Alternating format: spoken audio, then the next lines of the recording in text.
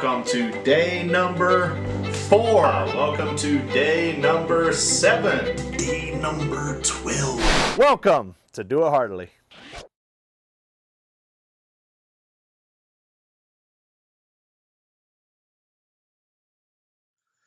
What's up, everybody? We are going to continue our study in the book of Proverbs, chapter 18, and our series is entitled Don't Be a Fool.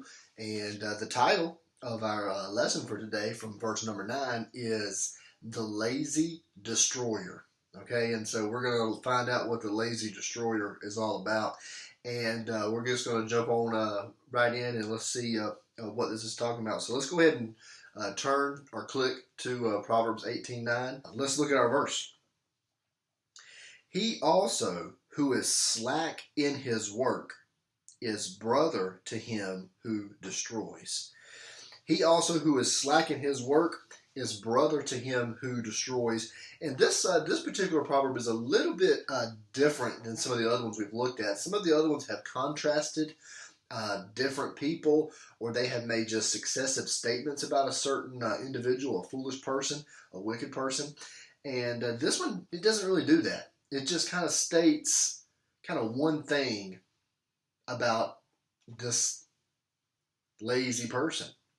He who is slack in his work is brother to him who destroys. And so this is really not, this is not really getting us to look outward, to look out for different people.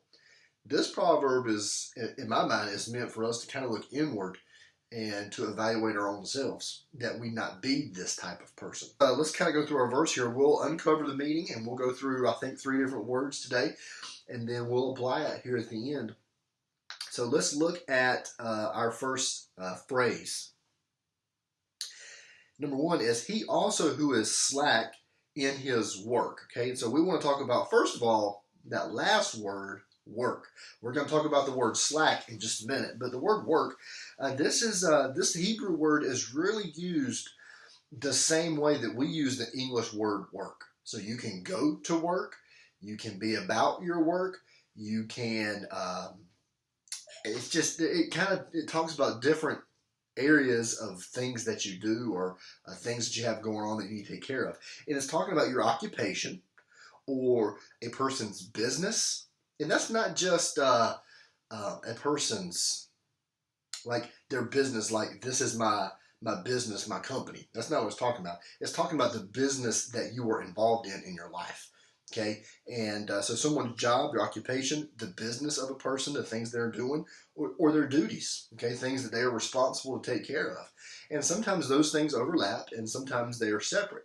I have duties that are not part of my occupation, okay, but I do have duties that are part of my occupation. And my business as a person, Pastor Chad's business, some of those things have to do with my occupation. Some of those things don't have to do with my occupation or my duties. And so really, these are just things that you are involved in.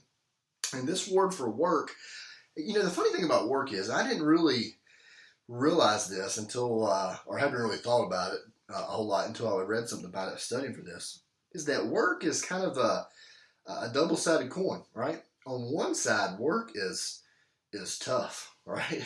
Work is hard. Work is laborious and toilsome, and sometimes you are involved in work that doesn't produce a lot. It's just, and it can be frustrating, and it's part of the curse. Okay, some of the work that we are involved in is part of our curse. All right, from the fall of man. But on the other side of the coin, work is very beneficial. Work is very satisfying. Completing work is very satisfying, and work is also something that happened before the fall. Okay, so the Lord had Adam to tend the garden. He had work to do with naming the animals. I mean, he had responsibilities that were part of who he was and things that he was supposed to do before he fell and before the curse. Now, once he fell and sinned, part of the curse was, hey, your work is going to be hard. And so it's kind of a double-edged sword there, if you will, a double-sided coin. It's beneficial, but it's toilsome, and it's tough. This word for work is really talking about the benefits of work, okay? Not the toilsome side of work, the benefits. the satisfaction that comes from it. Okay, and this word, it comes from a root word that means to commission as a deputy. Okay, so kind of like it's almost okay. The word commissioned.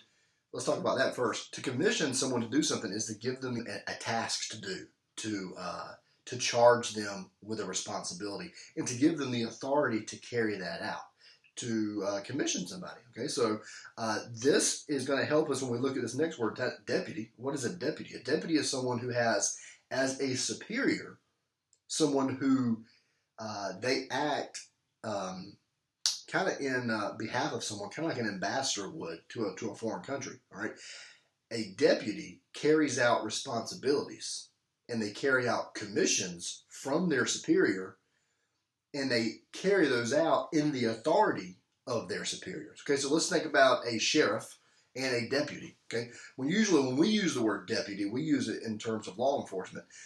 So let's just kind of stick with that, since that's kind of where our minds are familiar.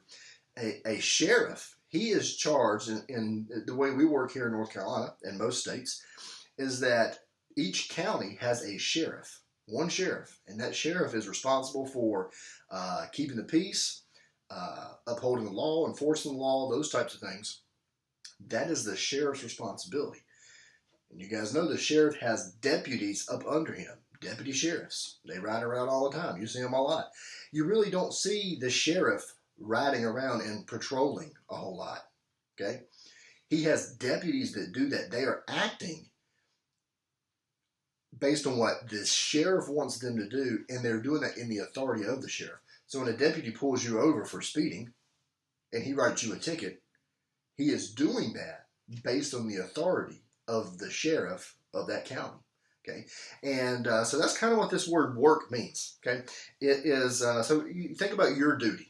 Okay, think about what are different ways that you are commissioned to do things, where people task you with things. Think about your parents for a minute, okay, teenagers. What are things that they want you to do? Things they want you to carry out and handle. You guys that have jobs, your bosses, okay, they commission you, they tell you, they give you things to do, and you're supposed to carry those things out. So that's kind of what this word work is, okay? So just before we move forward, just kind of think through, what is your business? What are your responsibilities? And those vary from teenager to teenager, person to person. My daughter, Kara, she has responsibilities in our house, okay? How well she carries those out are kind of up to her sometimes, right? And we have to help her with that. And Caleb, he's young, but I expect things from him as a 5-year-old, okay? And what's your business? What are your duties? What's your work? Now we need to know that when we kind of come into the second word here, which is slack. Okay, he who is who is slack in his works. The word slack is a word that means to sink down, to relax, to let something down. And really, when it's used in this context here in this verse, it's really giving us the idea of someone who shows himself or shows herself to be a lazy person. So you show yourself to be lazy, negligent, or idle.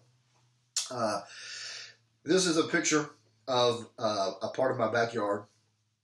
And when I bought our house, there was a pool there, and it sat right where that hole in the fence is. And that pool has since been taken down, and now there was a hole in our chain link fence where the pool used to be. And so Ms. Lauren and I decided to kind of close that in. And so as you can see in the next picture, we put a fence up just recently. And I'd never put chain link fence up before. And one of the things, I watched some videos and just, figured out how to do it. And it was just a small section. And as we started putting that up, we realized pretty quickly that we were going to have to put a lot of tension on that fence and pull it so that it was nice and tight. Okay, we started pulling up, we put our posts in, and we stand this chain link fence up. And the first thing that it wants to do is slack and fall back down. All right, it's just kind of hanging there. And so we had some fence ties that we kind of put just a few on there to kind of hold it up.